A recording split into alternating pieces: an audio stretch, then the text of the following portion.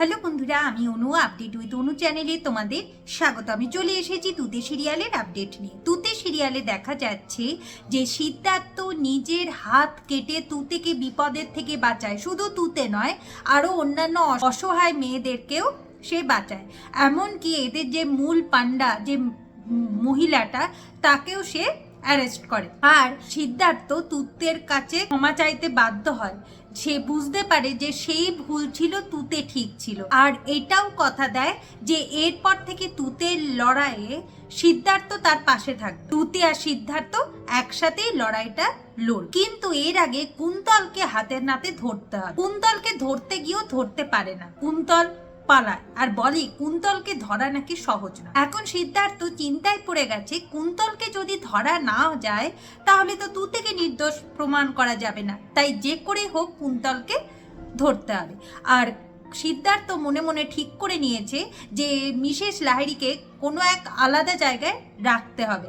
আর আলাদা জায়গায় যদি না রাখি তাহলে ওনার বিপদ আছে, আর এটা আমারই রেসপন্সিবিলিটি। অন্যদিকে দেখা যাচ্ছে এখন মন্দিরা অভিষেকের সাথে জেলে দেখা করতে গেছে। এরপর আমরা সিদ্ধার্থের আজ এই অবস্থা কেন সেটা জানতে পারবো। আর এই অবস্থাটাও করেছে মন্দিরা। সিদ্ধার্থের মা বাবা হলো রঙ্গনের মা বাবা, রাগিনী আর অম্বরেশ। যখন সিদ্ধার্থ জন্মেছিল ঠিক সেই সময় মন্দিরা তাকে তুলে নিয়ে গিয়ে ফুটপাতে ফেলে দিয়েছে। আর সবাই জেনে গেছিল যে রাগিনী মৃত সন্তানের জন্ম দিয়ে, কিন্তু সে কোনো মৃত সন্তানের জন্ম দেয়নি। ওই ফুটপাতে পড়ে থাকা শিশুটি হলো আজ সিদ্ধার্থ, যে হলো বড় অফিসার। অনাথ আশ্রমে সে বড় হয়েছে। সে এখনো অব্দি জানে না যে রাগিনী আর অম্বরেশই হলো তার বাবা মা, আর তার বাবা মায়ের প্রতি ছোট থেকে খুব ক্ষোভ।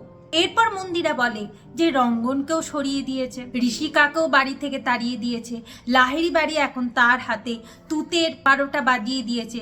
তুতে আর তাদের মধ্যে কোনোদিন নাক গলাতে আসবে না।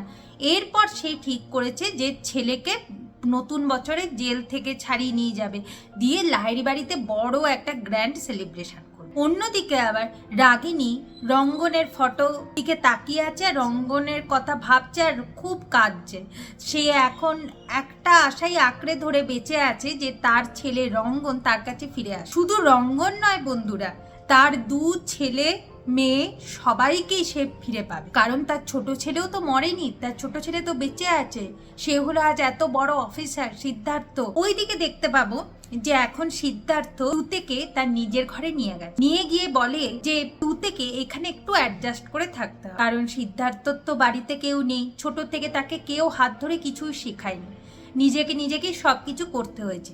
তাই তার ঘর বাড়ির এইরকম অবস্থা। তুতে যেন একটু অ্যাডজাস্ট করে থাকে। তুতে বলে সিদ্ধার্থকে, আপনি আপনার মা বাবার খোঁজ কোনোদিন করেননি? সিদ্ধার্থ বলে, খোঁজ করতে ইচ্ছাও হয়নি, ওনাদের ওপর আমার শুধু রাগই জমে। তুতে বলে, আপনি চিন্তা করবেন না, আপনি ঠিক কোনো না কোনোভাবে আপনার বাবা মায়ের খোঁজ পেয়ে যাবেন, আর জানতেও পারবেন যে আপনার বাবা মা কি কারণে আপনাকে এরম ফুটপাতে ফেলে গেছিল বা কি জন্য করতে বাধ্য হয়েছিল। সত্যিটা জানার পর হয়তো আপনার আর এই রাগটা থাকবে না। আর দেখবেন না, ঠিক এইরকমভাবে আমার দৃঢ় বিশ্বাস কোনো না কোনো দিন আমি আমার রঙ্গন বাবুকেও ফিরে পাবো। আর সেই আশায় আমি এখন বসে আছি। ভাবি আজকের পর্বটা শেষ হয়ে যাচ্ছে। আশা করি আজকের পর্বটা তোমাদের ভালো লাগবে। ভিডিওটা দেখবার জন্য আর আপডেট উইথ অনু চ্যানেলের পাশে থাকবার জন্য অসংখ্য ধন্যবাদ।